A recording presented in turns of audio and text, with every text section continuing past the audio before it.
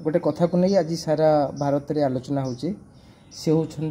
राजा और सोनम रघुवंशी कथा को लेकिन से मानकर किसी दिन तले विवाह हुए और विवाह पर से माने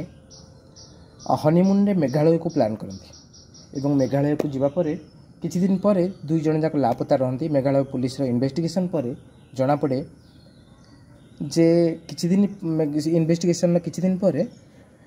राजांकर डेड बॉडी मिले जोठी की बेक कटा ही थाए एवं सोनम लापता था। यार जस्ट 5 दिन पर सोनम मिलती गाजीपुर पुलिस एवं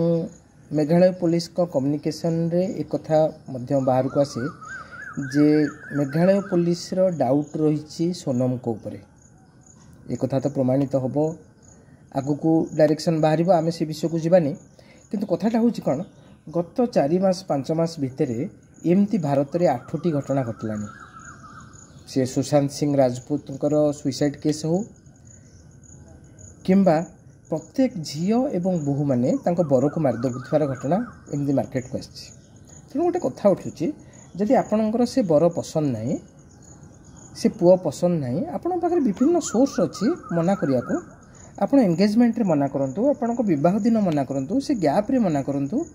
आपण को भौणी की कहंतु मना करिया पे जदि आपण कहि पाउ नांती आपण को भाई की कहंतु आपण को बंधु मानन को कहंतु आपण को मां को कहंतु एट लास्ट से पुओ को भी मना कर दियंतु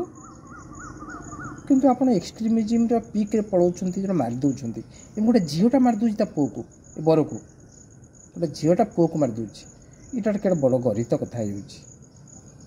किंतु आपण से कथा कला पर कौन हो देखो आपण कौन कर